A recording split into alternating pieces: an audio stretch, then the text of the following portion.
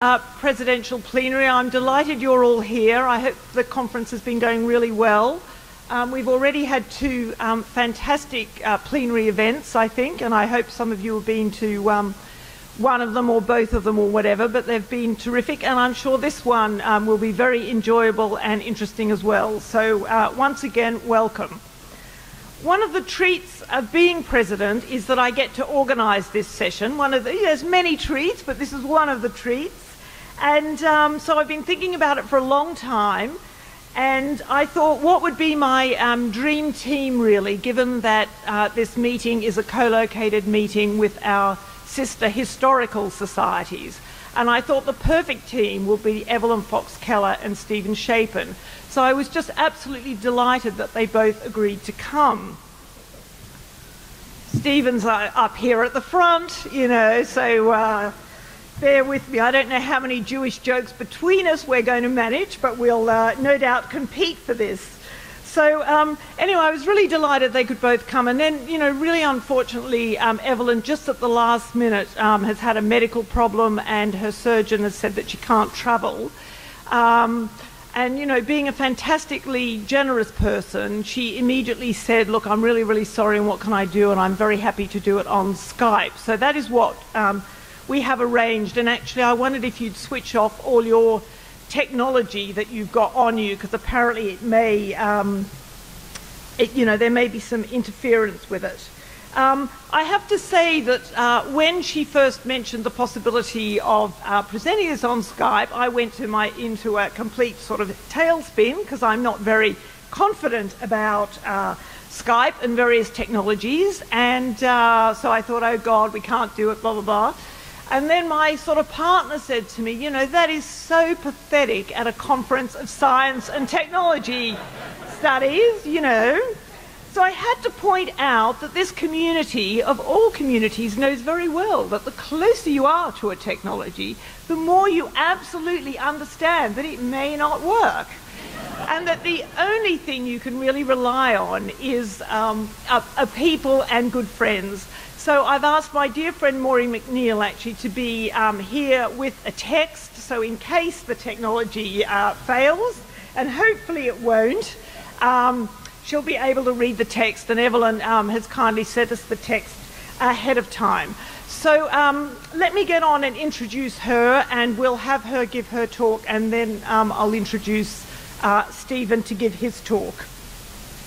I mean, as you all know, Evelyn's Emeritus Professor at MIT, and she's really been a pioneer of our society's long-standing commitment to pay attention to, and where necessary, to transgress disciplinary boundaries. She's very well known to all of us as a historian and philosophy of biosciences, and she was, of course, a key instigator of feminist science studies, and personally means a lot to me. And in fact, I did go back and look at my very old book, Feminism Confronts Technology, and there she was, and it was a real kind of inspiration for me, the work that she was doing, and we were very much following in her footsteps.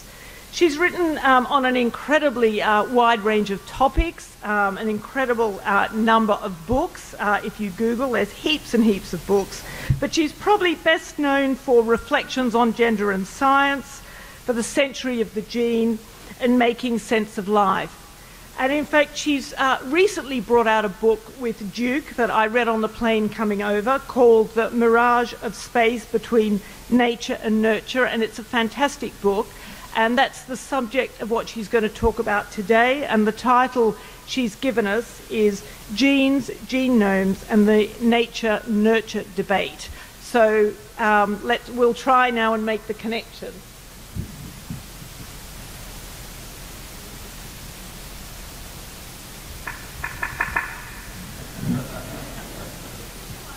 Okay. You ready? Oh, I can see you. That's terrific. Well, hi, Judy, and hi, everybody else. And first I want to say how sorry I am that I cannot be with you in person. And I hope you will bear with me while I read my talk on Skype. So, In the recent book, which Judy just told you about, and thanks Judy for the wonderful introduction, I argued in that book that part of the reason for the unreasonable persistence of the nature-nurture debate derives from the fundamental uncertainty surrounding the subject of debate. So what exactly is the question we're trying to answer? Most people take for granted that the nature-nurture debate is about sorting the contributions of nature from those of nurture and trying to estimate their relative importance. But what they don't ask is contributions to what? Yet here, I argue, lies the countless sources with the entire debate. For what is at issue, the subject of debate, depends critically on our cast of assumptions about how that question, contributions to what, is completed. The most common assumption by far is that what's at issue is the comparison of the contributions of nature and nurture to the formation of individual traits. This, for example, is the assumption that underlies much of the argument of Ridley's widely written book on the subject. Ridley's central thesis is that modern genomics has shown us that the nature-nurture debate, as normally premised or as traditionally posed, is premised on a meaningless opposition.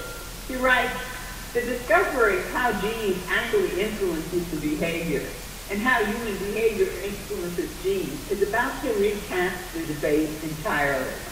No longer is it nature versus nurture, but nature via nurture. Genes are designed to take their cues from nurture.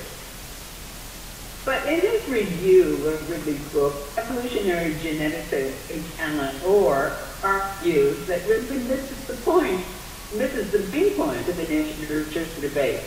Orr's main complaint is that Ridley, quote, seems to have the right answers to the wrong question, close quote. The right question, he says, is statistical. It asks about the percentage of variation in, say, IQ, for example, that arises from inherited differences among individuals. Do some parents pass on smart genes to their kids? Versus the percentage that arises from the environmental differences. Do some parents pass on books to their children? Ridley, this is still Orr arguing, Ridley's question is mechanistic. It asks about how genes behave within individuals. And the fact that genes respond to experience is certainly interesting and important, but it's the wrong kind of fact that settles the nature-nurture debate. Close quote. To Orr, the difference between the two questions seems clear, and he asks how so sophisticated a science writer as Matt Ridley could make so elementary a mistake. But I think his query is misguided. The conflation between statistical and mechanistic questions is so widespread, so difficult for both readers and authors to detect, so rampant in both the popular and technical literature, that one might rather ask, how does Orr manage to remain clear? Does he never slide from one to the other? If not, that is really an exception. My central argument is that a chronic slippage from one question to the other derives from the inherent ambiguity of the language of the debate, indeed of the language of genetics. And the two main culprits here are the terms heritability and genes. The problem with heritability is explicit. It has two distinct meanings. One statistical, referring to populations, and the other is what Orr calls mechanistic, referring to intergenerational transmission in individual lineages. And slippage, as I say, simply two meanings is chronic. The trouble with genes, that is, the trouble most relevant to this debate, is more subtle, and I think, in the end, more consequential. It derives from the understanding of the gene that has prevailed in classical genetics, and has continued to prevail in large part.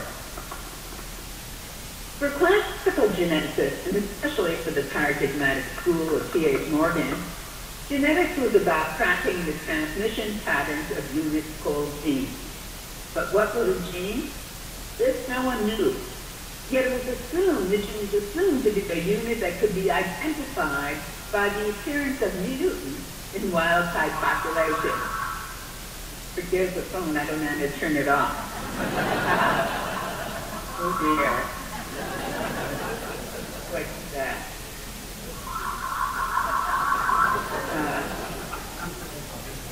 I needed the ringer. Okay.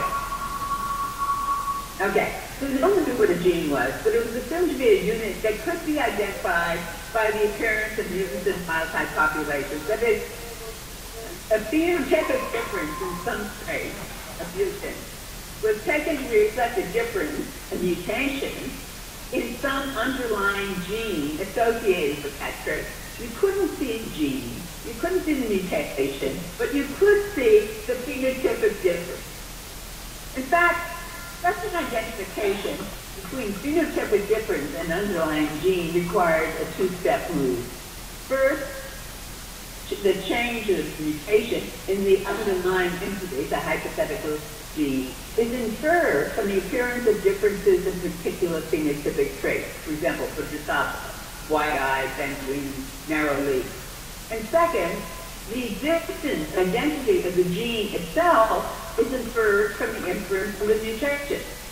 In other words, the classical gene was on the one hand identified by the appearance of the phenotypic difference. On the other hand, it was identified with the changes, mutations, assumed to be responsible for these mutants. So, as a consequence, the first mass of the mutations that were thought to be responsible for the observed phenotypic differences in Drosophila was not called a mass of mutation, but a genetic mass, a mass of genes. That is to say, it was so taken for granted that the mutation pointed to or lay in a gene. And the practice of referring to mass of gene defect as genetic mass continues to this day. This may well be the origin of the widely used claim that the classical gene is a difference maker. But at the same time, the gene was also assumed to be a trait maker. In other words, the gene was taken to be responsible not only for the difference observed, but also for the trait which has undergone a change. That is, the trait in which a difference has been observed. One might say, then, that a certain confounding of trait differences with it, of genes and mutations, was built into the science of genetics from the very beginning. Moreover, one might argue, it adheres in the logic of the method. The occurrence, the frequency of trait differences was what geneticists could see, what they could observe. By examining these phenotypes, they could detect differences, which in turn were taken as indicative of changes in the underlying internal entity. Through breeding, we looked at the such changes, that is, the mutations, to map, and the resulting map, a map of difference makers, as I've said, has ever since been referred to as a map of genes. But perhaps to this day, nowhere where the result of breeding is particularly conspicuous today is in medical genetics, where mutations, sequence anomalies in the DNA, for example, that are correlated with a disease are routinely referred to as the causing gene. Thus, for example, when a mutation that increases the odds of getting breast cancer is identified, it has become routine to refer to that mutation as the gene for breast cancer. The same slippage persists in contemporary discussions in the philosophy of biology of what Honey Moss, now many others, call gene P, when he has identified two different genes, what he called two different genes. First, there's the phenotypic gene, and Moss writes that gene P is a phenotype predictor and cannot be defined by the nucleic acid sequence. But in fact, what he calls gene P is not a gene. It's neither a gene nor a predictor of phenotype. It's a mutation. And as such, it's a predictor of phenotypic difference.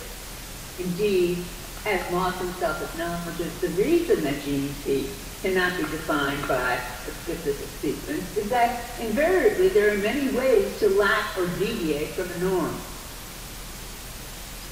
Wilhelm Johansen, the man who coined the term gene, was himself aware of the problem in a worried sense.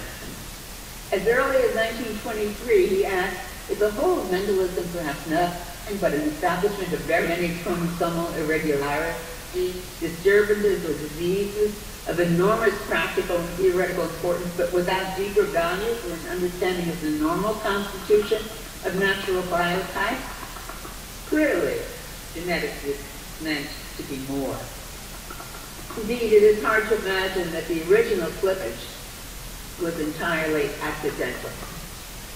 To think of genes simply as difference makers or mutations would have been to detract from the very power of the gene concept.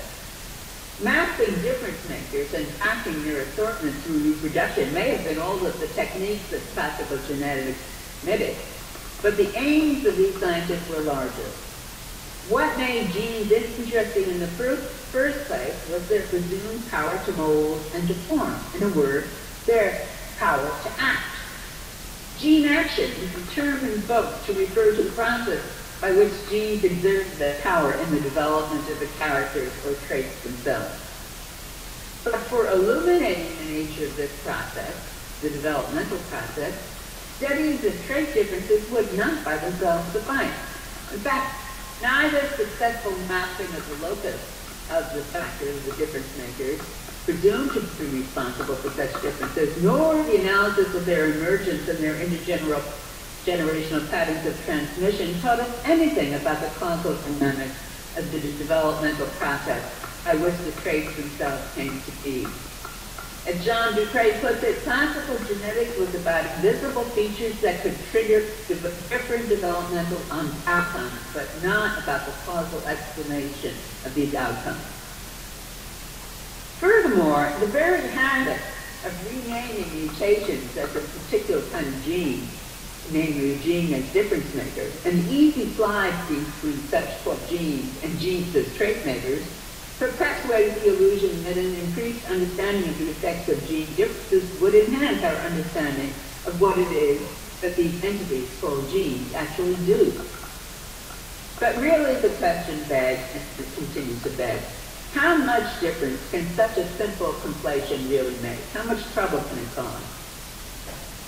In fact, I now think that makes rather a big difference, bigger, larger even than I considered in this book. Not only does the conflation keep the nature-nurture debate alive, enabling scientists, academics, and lay readers to constantly talk past each other, but I now think it gets at the whole range of questions about how biology, more specifically about how genetics actually matters, and about our persistent tendency to separate discussions of how biology matters from discussions of how culture matters. Indeed, it gets at questions that have long divided the academy, often quite acrimoniously.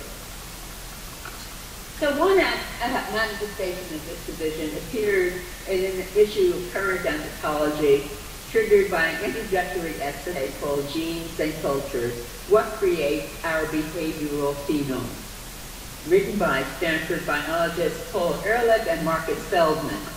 Now, a central concern of the office was to refute the widespread claim that much, or even most human behavior has been programmed into the human genome by natural selection. I want to argue, however, that it is not refutation of that claim that is needed, but rather deconstruction. More specifically, we need to understand its reliance on a fundamental exclusion, meaning genetics. As given, the claim, in fact, makes no sense. But refutation is not the point, for it just leads us to an alternative claim that makes equally little sense. Rather than being programmed by genetics, human behavior is claimed to be programmed culture. I'm going to explain why neither makes sense. It is as pointless to deny the role of genetics in human behavior as it is to deny the role of natural selection in the evolution of our genomes, of our genetic system. But what is a genome? The term genome was introduced in 1930 to refer to the sum total of our genes. To classical geneticists, the genome was just a string of genes, where genes were assumed to be the causal elements of development. There was nothing else. Today, however, analysis has revealed a dramatically different picture. If we take genes to refer to protein coding sequences, as most biologists tend to do, then it is now recognized that genes make up only a minute proportion of the total genome, the total DNA. In fact, only 1 to 2% of human human DNA is used for protein coding. The rest is presumably found in regulation. Now, this is a very important point. For the regulatory sequences determine gene expression, that is, they are responsible for the sensitivity of gene expression to the particular environment in which the genes find themselves. Indeed, the fact that so much of the genome is devoted to regulation suggests a radical rethinking of the meaning both of genetics and the genome. Rather than an executive function dictating cellular behavior, I submit that the genome is first and foremost an explicitly sensitive device for responding to constantly changing signals from the internal and external cellular environment. Perhaps we should rename it, not the genome, but a reactome.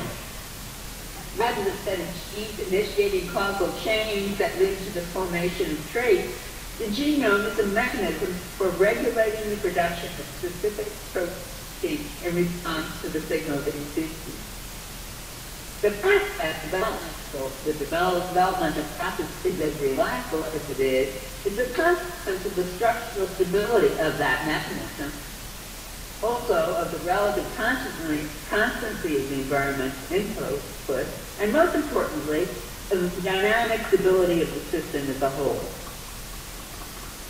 Now, to be sure, alterations in the genome or reactome, mutations, are passed along from one generation to another.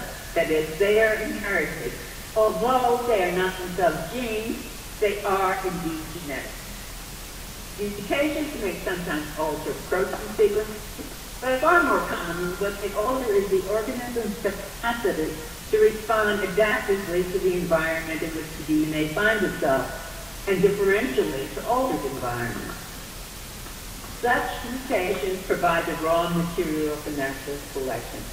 But when we speak of natural selection as having programmed the human genome, we should remember that it is actually this capacity that natural selection had programmed the human genome for. But unfortunately, the easy slide from genetics to talk about genes with all the false attributes conventionally attributed to those entities makes this an extremely hard lesson to remember. So take, for example, the popular report of a new study of the heritability of IQ, in which the distinction between genes and variations in nucleotide sequences simply disappears. In fact, it disappears from H. Alan Orr's comments that I read at the beginning. The initial study claimed to unequivocally confirm that a substantial proportion of individual differences in human intelligence is due to genetic variation. But in the popular report, the study is claimed to show that 50% of smart come from genes. Again, recalling that the great bulk of genetic variation occurs in regulatory regions of the DNA, we can see that the assumption that such variation refers to genes or gene causation is clearly misguided. The far more likely consequence of genetic variation is an altered response to a particular environmental signal, a response that will itself persist through the generations as long as the relevant environmental signal persists. A confirmation of this reading is provided by the surprising results of a different study on an equally controversial subject, reported just 3 weeks later in the same journal. This time the focus is not on the heritability of IQ, but on the heritability of spatial ability, where the results of the study challenge one of the longest standing assumptions of behavioral genetics. More specifically, authors claim that, quote, the gender gap in spiritual abilities measured by time to solve a puzzle disappears when we move from a patrilineal society to an adjoining matrilineal society. But if we accept the genome as primarily a mechanism for responding to our environment, this is hardly surprising. The only reason we've been misled to think of the correlation between sex and spatial ability as encoded in the genome is that we never imagined an environment so different from usual as to elicit such a different correlation. It seems that sex may be correlated with spatial ability, but only in patriarchal societies. Okay, the bottom line. Like other organisms, human beings are reactive systems on every level at which they're capable of interaction, whether it be cultural, interpersonal, cellular, even genetic. Institutionally, too, I lost my text. I can't think of any examples in genetics, but a common, if not very productive form of reaction that is typically seen in higher levels of interaction is just to dig in our heels. Disciplinary conflicts provide a especially good example of such reactivity. My hope, however, is clearly a different response, one more conducive to disciplinary reconciliation than to conflict. Thank you very much.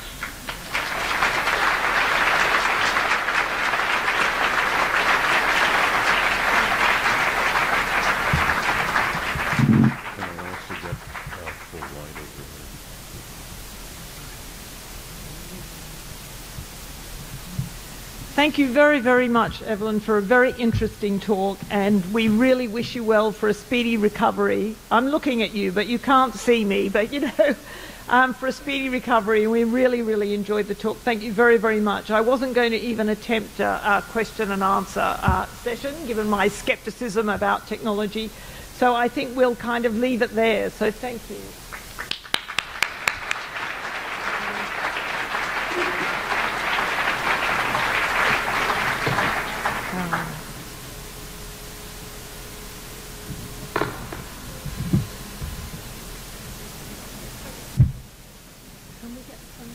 Lights on, okay, good.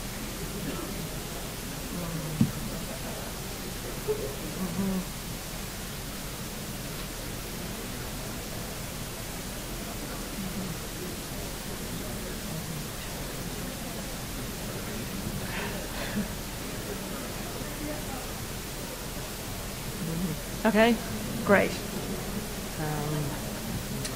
Right, thanks very much.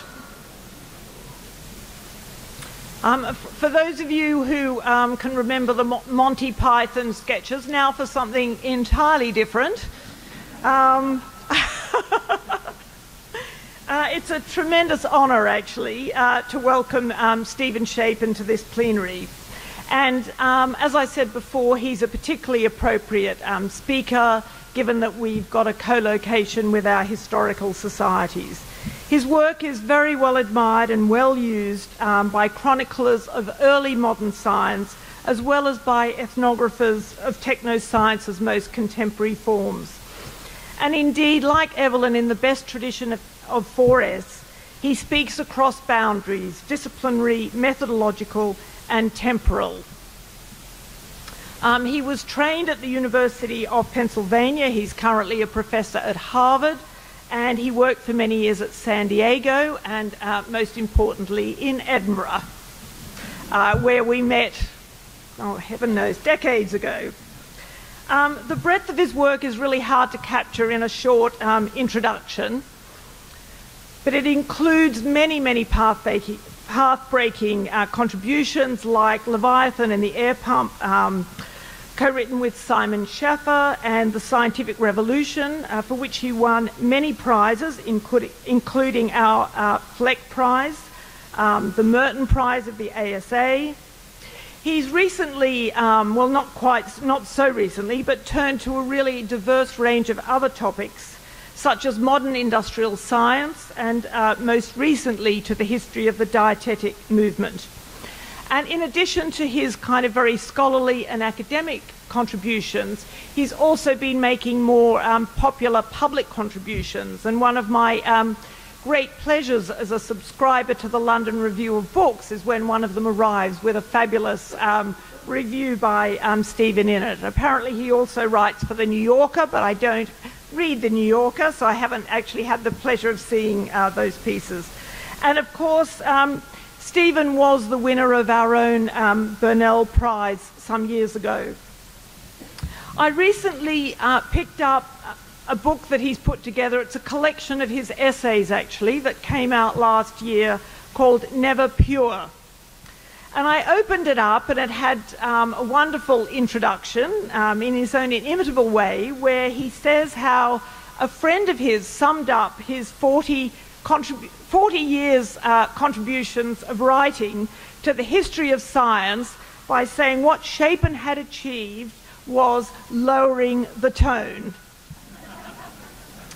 And I think the subtitle of this book, Never Pure, actually tells us very clearly what this lowering of the tone consists of. It's the longest subtitle that I've seen in a book. The subtitle goes like this: Historical Studies of Science, as if it was produced by people with bodies situated in time, space, culture and society, and struggling for credibility and authority.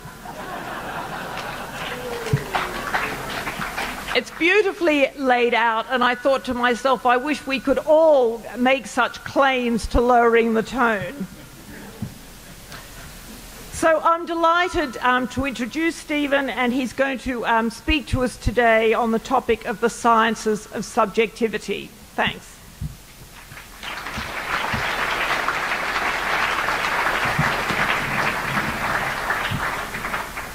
Thank you, Judy. It's an honor. As we know, Judy can be very persuasive. I still have scar marks around my arm from her persuasiveness. Glad to be here. Impossible act to follow. Won't try. In the science studies world, for quite a long time, we've been fascinated by objectivity. We've long since stopped taking it for granted. We've displayed its historicity, its contingency, its shifting meanings. We've described the supposed means of securing its appearance. We've pricked its balloon. Objectivity, we say, is an ideal for science, but it's not a reality about science, not in a form easily recognizable from its ideals. And science has traditionally been seen as the major, if not the only domain where objectivity lives. We've brought the ideal of objectivity into alignment with reality, ironically to make it more objective, by adding to it doses of subjectivity. We historicize objectivity by getting ourselves interested in what's counted as objectivity at various times and in various places. We take apparently objective claims, beliefs, people, institutions, stipulations, and intentions, and we show their impurity, the presence in them of subjective bits and pieces. That which seems to be transparently about objects in the world contains ineradicable elements belonging to subjects, their background knowledge, their categories, customs, conventions, and purposes. Our scientific knowledge is about the world, and it is also inevitably about us as knowers. The condition of our scientific knowledge being about the world is that it contains a bit of us. I take that to be lesson number one of the sociology of scientific knowledge. We have, often without noticing it, made subjectivity into a matter of potential interest. The categories of the objective and the subjective are usually arrayed in opposition, both as description and as evaluation. Subjectivity has been, that is, the major resource called upon to deflate objectivity. The two notions go together, but as doppelganger, the good child and its evil twin, where the one is the positive image, the other the negative, a disruptive and disordering influence on knowledge, a trickster figure making a mess out of everything. Subjectivity is rendered as a philosophical trouble. You can find subjectivity as an entry in philosophy encyclopedias, but more usually it's encompassed within the entry on objectivity, the grit in the knowledge machine. Do a Google search, for example, for Thomas Kuhn, subjectivity, and Page and Brin helpfully ask you, did you mean Thomas Kuhn, objectivity? Look up subjectivity in the index to Richard Rorty's Philosophy and the Mirror of Nature, and you are referred to an entry for the objective-subjective distinction. There are works in science studies and the philosophy of science. Two notable old-time examples are Israel Scheffler's Science and Subjectivity and Ian Mitroff's The Subjective Side of Science, in which subjectivity features in the title and then goes practically invisible in the text, which shows little to no focused interest in what subjectivity is or how it works in knowledge-making. A doppelganger conception of objectivity and subjectivity is classical. Aristotle and the Stoics circulated the image of the two standing in the same epistemic relation as the wax to the seal. The same image worked for Descartes in the 17th century, and more recently it served for Peter Gallison and Elaine Daston in their magisterial survey of objectivity. Objectivity, they write, is related to subjectivity as wax to seal. The two are as inseparable as concave to convex. The one defines the other. Now you would think, if we believed that or something like it, that subjectivity would be as much a topic of theoretical and empirical inquiry as its twin. We'd be greatly interested in what it is. We'd want to distinguish its specific forms and modes. We'd be interested in how it figures in concrete knowledge-making practices. And we'd be engaging with it in a focused, naturalistic way. But in science studies, we've done none of those things. And that's odd, since if we no longer believe in the objectivity of legend, that puts quite a load on the subjective bits and pieces we use for deflation. Objectivity doesn't exist, but subjectivity fills the space vacated. And there are probably two reasons for this general neglect. One is the identification of scientific knowledge with ideas of objectivity and the deflationary impulse that derives from that. The other is what might be called the dustbin conception of subjectivity, the bin which holds the heterogeneous bits and pieces of whatever it is that pollutes objectivity. We take objectivity as an ideal to be historicized, and subjectivity is whatever we're stuck with if we don't take care. The idea that there's nothing coherently to be said about the subjective domain, that it is inchoate, arbitrary, unstable, and endlessly varying, fits subjectivity for its polluting task and also excuses us from making its workings a focused topic of inquiry. And that sentiment, too, is classical. Subjectivities, like the practices of making the knowledges we call objective, have their modes, and the naturalistic impulse rightly considers them in their specific forms.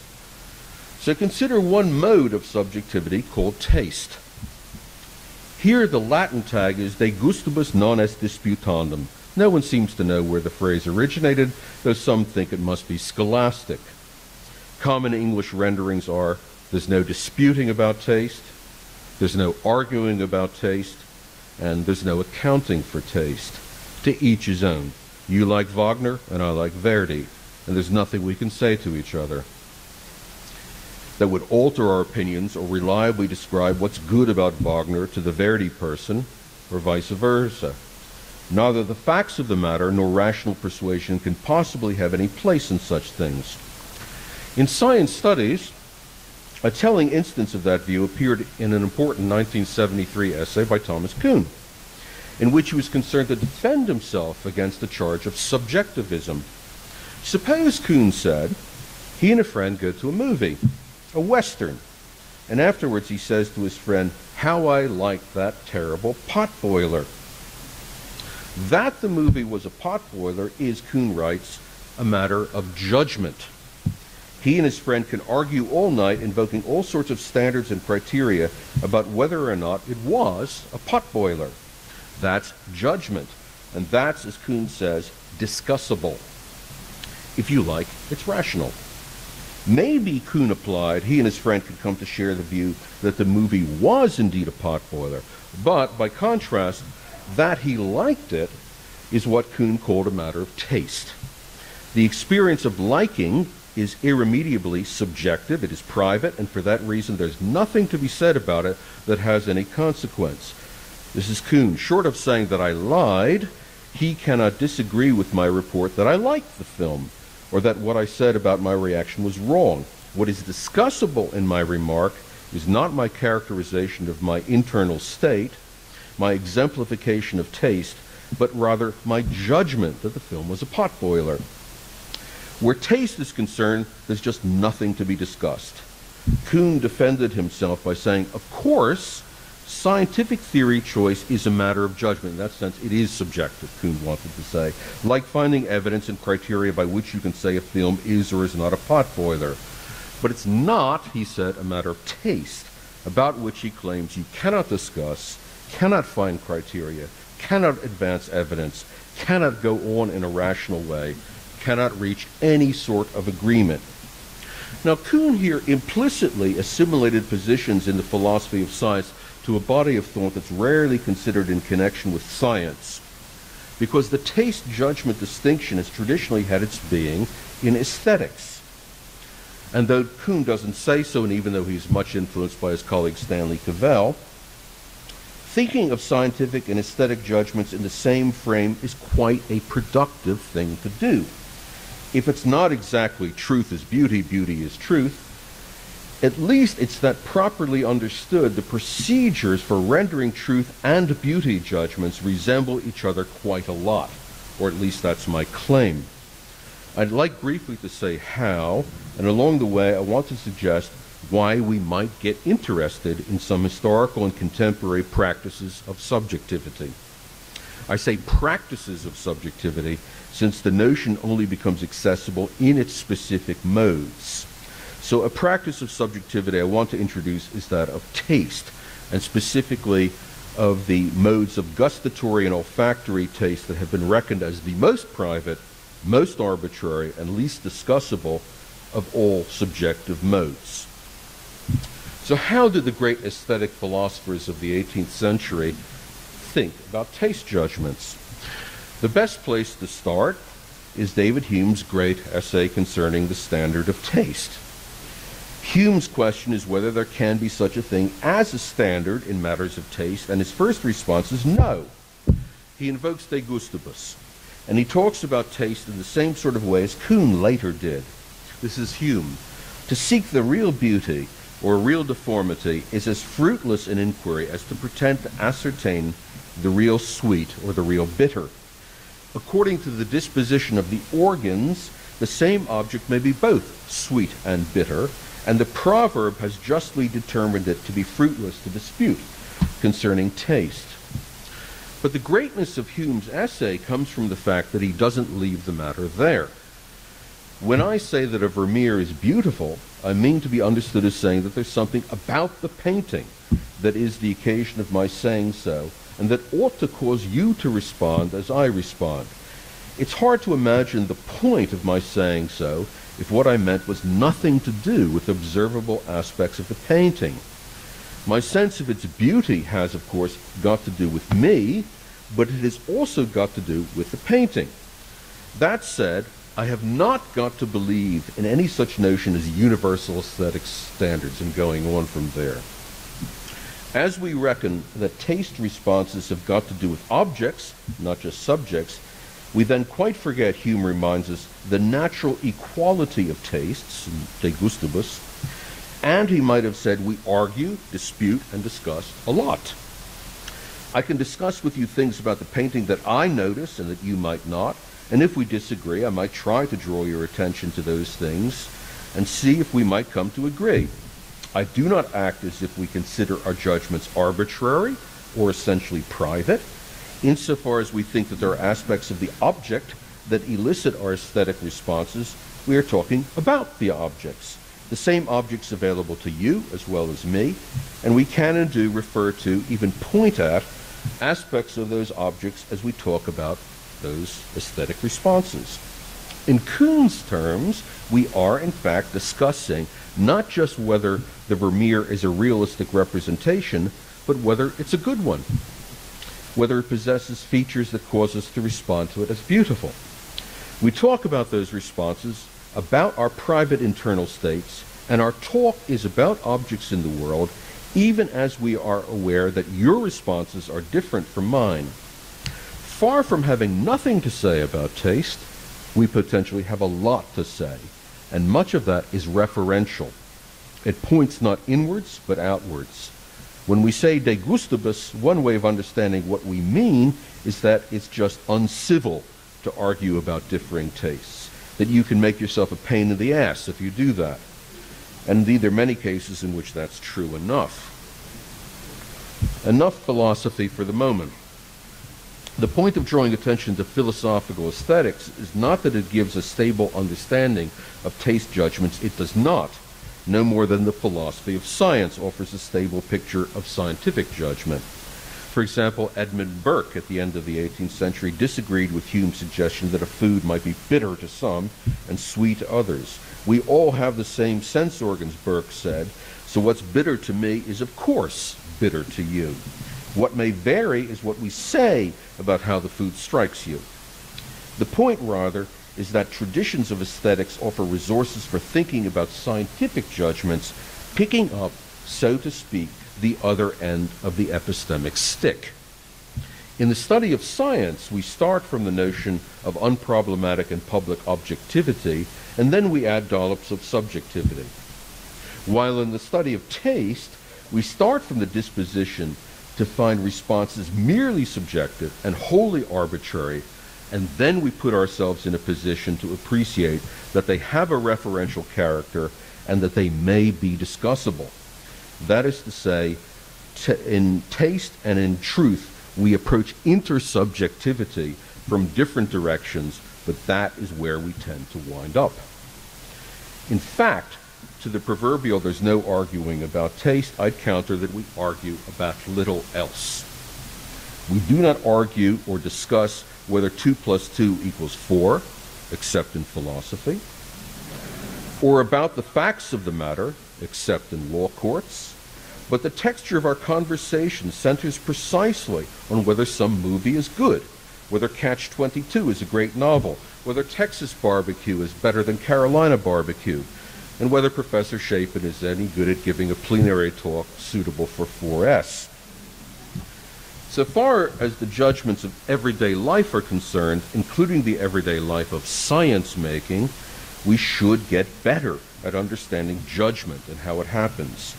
As Richard Rorty once said, if the objectivity of legend is not on the table, nevertheless, we might be interested in something that he thought served the purpose, which was the achievement, when and wherever it happens, of uncoerced agreement, of coming to practical interactional assent about what is, from another point of view, private to the experiencing and knowing subject.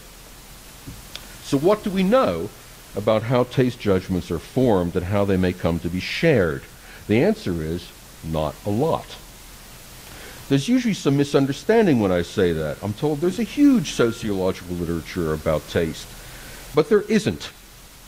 The sociological treatment of taste is focused almost entirely on the social uses of taste, on taste as a social marker, as a mode of distinction, on explanations of changing taste, on fashion as a social phenomenon. Antoine Agnon in Paris has similarly pointed the sociologist's interest in what taste does to the neglect of what taste is and how it is formed in the interactions between people and objects, people and people.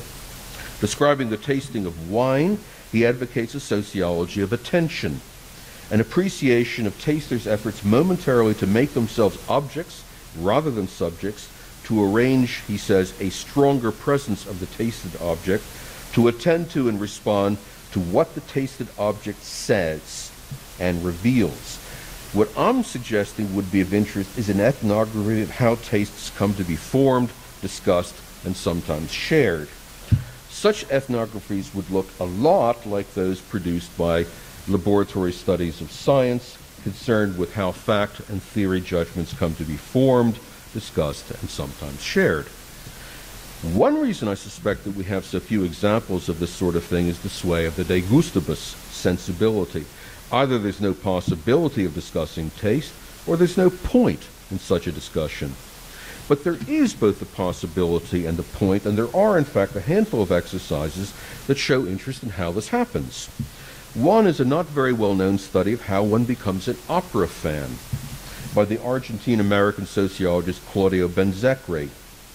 So how do you learn to respond to opera the way that opera lovers do? You hang out with opera lovers, you observe the moments and circumstances that elicit approving and disapproving responses, you note the words, phrases, and gestures attached to descriptions and evaluations of opera passages and performances. You listen to the associations and distinctions as you listen to a lot of operas. And you get better at becoming an opera lover as you see more operas and get more reactions to your descriptions and evaluations. Becoming an opera lover is knowing about opera and knowing about other opera lovers. It's about the external world and about coordinating or distinguishing one's private aesthetic responses with the private aesthetic responses of others. Benzecri says he was inspired by the early work of Howard Becker about how you learn to be a marijuana user. Indeed, how you learn what it is that a marijuana user enjoys in the experience. You need both cannabis and community, both objects in the world and fellow experiencing subjects. Everybody gets stoned alone, together. Academics haven't been greatly interested in naturalistic understandings of the practices of taste and judgment, but there are many others to take up the slack. And there are two kinds of communities which have more or less systematically reflected on how tastes may be formed, described, and sometimes shared. The community of connoisseurs, and those allied to connoisseurship, is one. The usage of connoisseur, by the way, came into English in the context of the 18th century culture of refinement and politeness, the man of knowledge as a man of taste. In the French from which it was borrowed, it simply meant knowing in the sense of being acquainted with, on the kennen side of the German kennen-wissen distinction. But in English, it was attached to the special sort of knowing that was discernment in matters of taste. Connoisseurship and scientific judgment aren't usually considered together, but they should be, and indeed they were, by the physical chemist and philosopher Michael Polanyi. Judgment for Polanyi wasn't rigidly rule-governed, but neither was it arbitrary or private. And this is what he signaled by repeatedly assimilating scientific judgment to practices like knowing the characteristics and qualities of wine.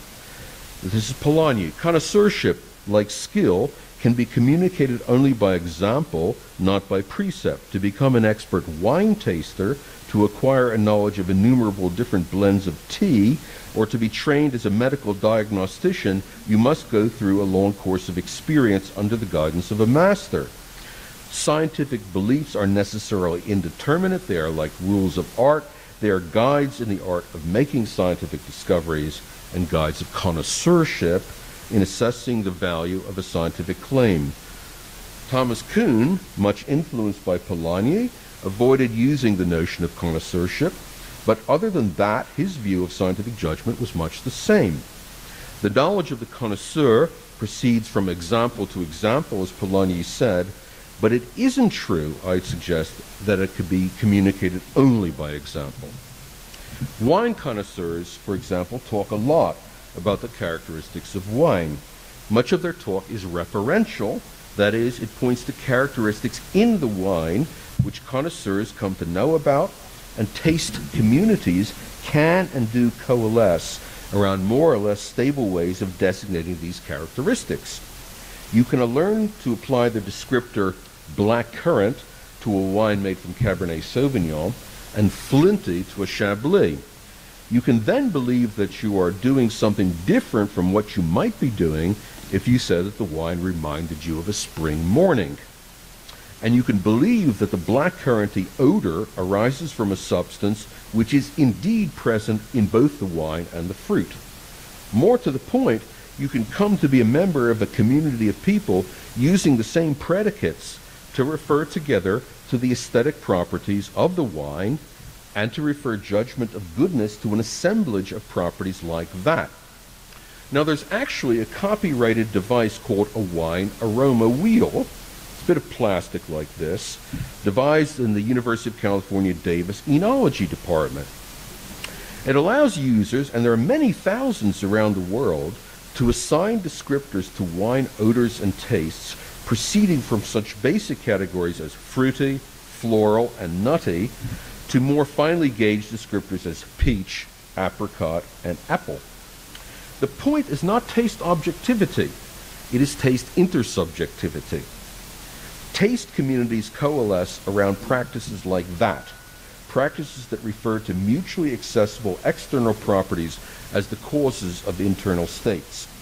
These taste communities are neither universal nor are they easy to join, but then neither are the thought communities of particle physics and genomics. The wine wheel is small beer, but there are many modern commercial and academic forms of taste expertise that are immensely influential and profitable. Among the less visible bits of modern corporate science are what I want to call the sciences of subjectivity, embedded within what I'd also like to call the aesthetic industrial complex. A brief but instructive example. During the Second World War, the U.S. Army Quartermaster Corps became aware that rations for the troops designed for nutritiousness were not performing their role because the men didn't like how they tasted. Aesthetic responses were made into a focused topic of inquiry. That is to say, there was a practical need for objective information about subjective states. Here, the Army added an impetus to industrial and academic concerns with taste that were emerging in the 1940s and 1950s as the technologies of what was known, still is known as sensory evaluation. The industrial consulting company Arthur D. Little Incorporated in Cambridge, Massachusetts, in collaboration with the Army, commercial food and beverage companies, Coca-Cola and Pillsbury, and later the California wine industry and the enologists at Davis, developed the so-called flavor profile method for eliciting and objectifying taste responses, and the surreally named hedonic index to quantify liking 1 to 9, more subtly than Facebook. These methods and their successors, used in conjunction with focus group techniques pioneered by Robert Merton, now form a vast complex of technical resources that help shape not just our elementary environment, but also practically everything that is commercially formulated, designed, and marketed, from pretzels to presidents, Cabernets to Cadillacs, apples to apples. With some honorable exceptions, philosophers have relegated taste to the domain of the inaccessible and the inchoate. Sociologists have engaged with the functions rather than the formation of taste, and a few historians have written about olfactory reactions as indexes of the civilizing process. Meanwhile, the sciences of subjectivity go on their way, largely unattended to by people like us. Their practitioners are unaware of the inaccessibility and arbitrariness of taste responses because they have found ways of accessing them, operationalizing their meaning, manipulating them, and commercializing them. If there's no accounting for tastes, that's news to the accountants. Thank you.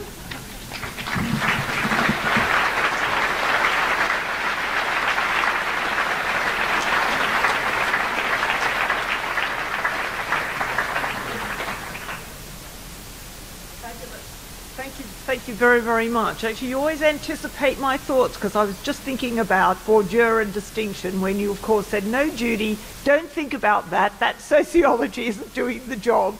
Because that was indeed what I was thinking about, and also about the literature, of course, on cultures of consumption, which does a lot of that work, but as you say, is kind of looking at its functions rather than kind of how it's formed. I might do a bit of a bit of a defence of some of the work on distinction. But anyway, let's see, we've got about 10, 15 minutes for questions and comments. So perhaps, Steve, you could just come up and...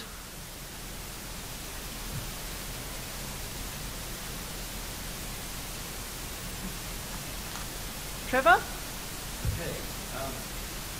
Thinking through this kind of laboratory study ethnography of taste, you've probably been through this sort of experience. You've been at a concert or some genre of music, and everybody's sort of doing what they like the music.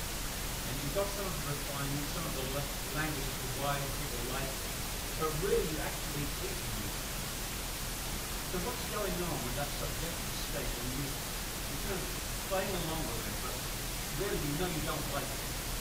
Well, yeah. I've been there, 2 or 3 times, as you have. The interesting thing is, there is the real possibility, using an ethnography of one, that you're just getting through the evening or getting through the concert. One mustn't disallow it. But there comes a moment, when you're embarrassing to think someone my age ever grooved or bopped. But when you're grooving or bopping, and somebody says, where you don't know whether you like it or not. And what may come out at the other end of the evening is either a confirmation of the original assessment, a modification of it, or a conversion. And I think put that way, you probably know what I'm talking about. In other words, acting as if you like something is probably a pretty powerful causal element in coming to like something.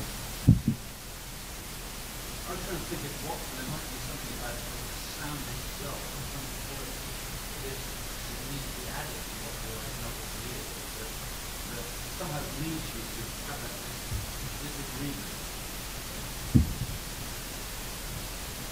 Well, yeah, it is about the sound itself. People are bopping or pointing or going, in relation to the sound itself. And you're learning to orientate. Like if I was showing someone, I'm not much of a painting person, but every now and then I've tried to point out, my wife, I went to the Peabody Essex Museum in North Shore of Massachusetts last week, and I pointed out, this is sort of Hudson Valley School of American Landscape Painting, how the snow isn't white. In other words, to produce whiteness. So I pointed out, a skillful use of color to produce the visual illusion of whiteness. And she said something like, dear husband, I respect everything. No, she said, I hadn't noticed that. And succeeding winter paintings that she looked like, she was orientating to something that someone happened to point out to her. And she said, I didn't really like the exhibit, she said, but I thought that was very, the very skillful evocation of climate. So stuff like that. I don't know, with jazz, I never know, at what point to applaud the solo, because the solo might, especially the drum solo, which goes on forever. I never know what point to applaud. We've got a few more, actually.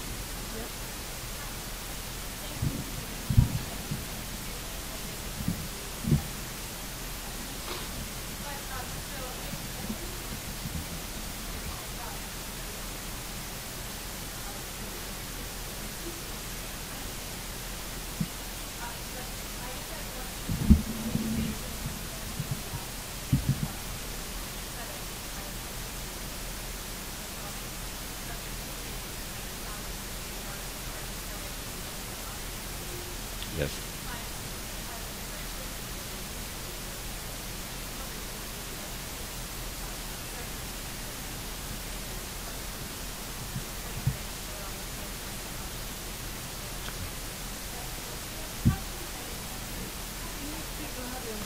I'll try to summarize it. Oh, all right, good, yeah. Sorry, go. We'll try to summarize. Yeah.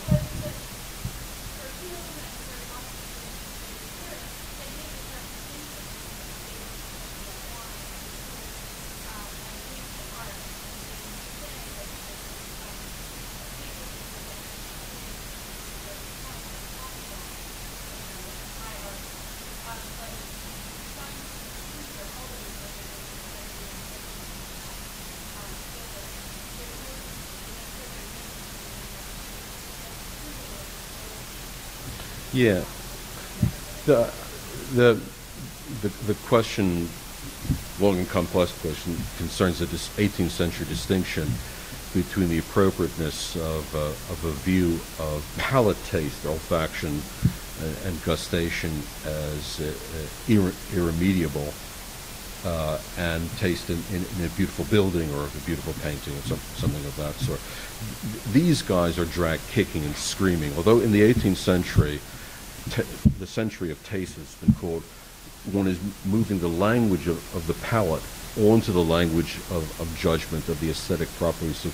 There's an enormous amount of baggage to be overcome about what is worthy as an aesthetic object. It is being overcome. I don't think it's accidental that this is also the century of the forging of haute cuisine. But you do get writers, and I think of Thomas Reid and Dugald Stewart in Scotland, who come back again and again, not just the wine, but the cheese and lobsters. Now consider this is the wine and cheese party, but not to haggis, for example. So it strikes me as proceeding against the current of an overwhelmingly, and let's call it that, a class-based denigration of the palate that is both Christian and pagan in its origins. But I think by the time of certainly by the time of Brillat-Savarin in the 1820s, that has gone some way to be overcome. The battle is not over. Even though our language of taste was moved wholesale to unite judgment of this to judgment of that. So the distinction is made, it tends to be a break when considering wine, cheese, and haggis in the same frame as Vermeer and the Pantheon, but it is made. Okay, we have got a mic now, which is great. Down here, there's a couple of questions, actually. Maybe Sandra and then the chap behind her. Thank you. You just mentioned class based and usually goes to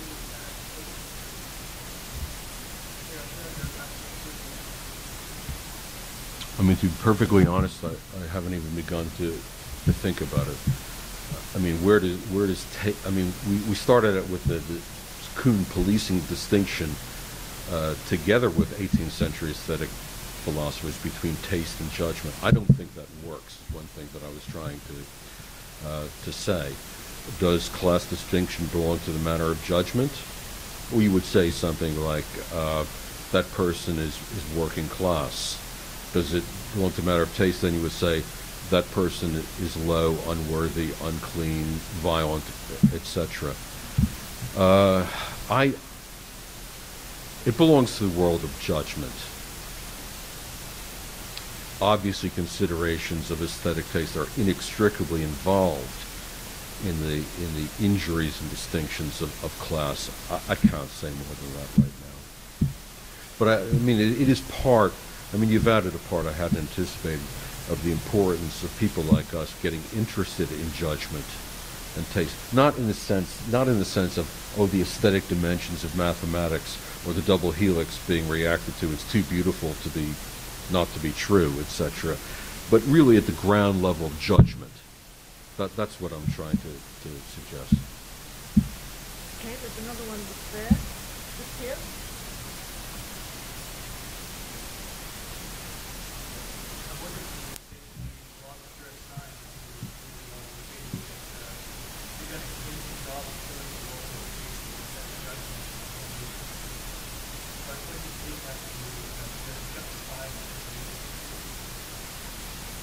Well, there was a time when we thought the context of discovery was supposed to be the easy thing for people like us, in the context of justification, hard or impossible. I think the work over several decades has rather been upside down. I think we've been sociologically rather more successful in understanding judgment than we have in understanding discovery. As a matter of fact, it's the missing psychologists in our midst, or not in our midst. I don't think that. I mean, let me simply say as a provocation, I don't think we've got very far at all in understanding the context of discovery. So, yeah, I mean, I'm taking Kuhn seriously at that level, since he's willing to say he's a subjectivist as far as far as taste is concerned. Judgment is subjective, but it is discussable. So it's a higher form of subjectivity, and Kuhn was willing to put up his hand for that, but not put up his hand for taste. That was why that distinction was so important to him. Are there any other questions or comments? Somebody says, oh, okay, thank you. One of the things that Trevor seemed to be trying to get at was the distinction between the study of subjectivity on the one hand and the study of the simulation of subjectivity on the other hand. And I wonder if it would benefit the kind of work you're trying to do to look back at what sparked Polanyi to articulate these Catholic colleges and sort of acquired mastery of things as a response to Alan Turing. What was being cast on the Turing test and that sort of thing, history of the science from that period. No, I don't think I can say anything very intelligible about that. Is Mary Jo Nye here? No. Mary Jo Nye has just published an absolutely wonderful intellectual biography of Michael Polanyi. The interpretation she gives of Polanyi's emphasis on case-by-case reasoning of example rather than precept and of tacit knowledge versus formalisms is political. Programs, especially Marxist programs for the planning of science, presupposed the formal existence of scientific method. But if you could show that there was no such public and effective scientific method, that you had to be of the community in order to make reliable judgments in the community, then Polanyi was concerned that the political project of planning science was philosophically undermined. And I think she's absolutely right about that. I'm not sure that's answering your question. But, I mean, the good question is where do insistences upon informalism come from? And one interesting mid-century source is precisely the great political and ideological cleavages. Got another couple here, actually. Just one there.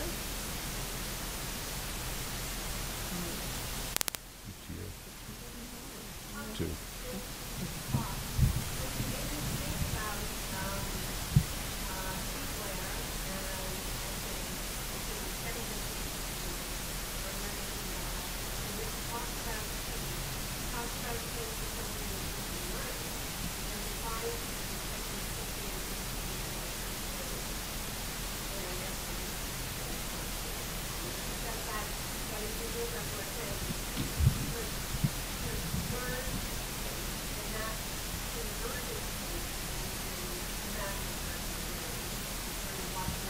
Exactly. Exactly. It is. No, it is something like that.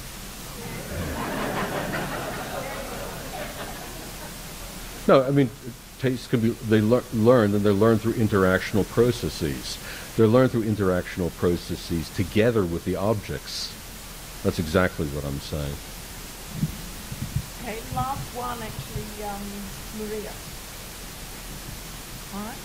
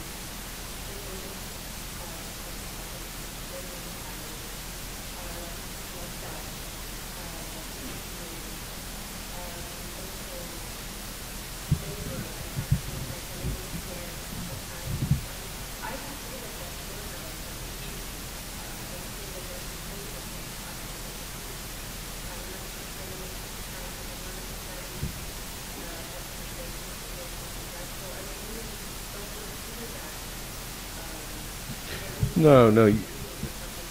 I mean, it sounds wet, but I mean, part of it is a provocation that I think is a legitimate provocation given the balance of our interest, and especially given the tendency to treat subjectivity in a doppelganger way. So I stand by that. Insofar as the work you're mentioning, some of which I do indeed know, what I'm interested in is the kind of focused engagement with the formation of specific modes of subjectivity, and taste is what I happen to be interested in, along the lines of laboratory studies. And I really can only find in that kind of focused, ethnographic, concrete engagement with how such a thing happens, outside of the world of connoisseurs and outside of the industrial world, where there is a lot of it. McDonald's spends millions of dollars. Apple, the non-eating Apple, many millions of dollars. One of the great things in Isaacson's biography of Steve Jobs is that the genius of Jobs was positioning himself at the precise intersection of commerce and aesthetics. And I want to stick with the view that we have very, very little of that. And I mentioned partly because I believe that to be the case, partly because if I can give you an example, and Ben Zachary's work on opera lovers is an example, then maybe either people can repair my ignorance or be encouraged to do something. Great, thank you very much. Okay, well, can we all just now thank Stephen Shaper for a fantastic talk?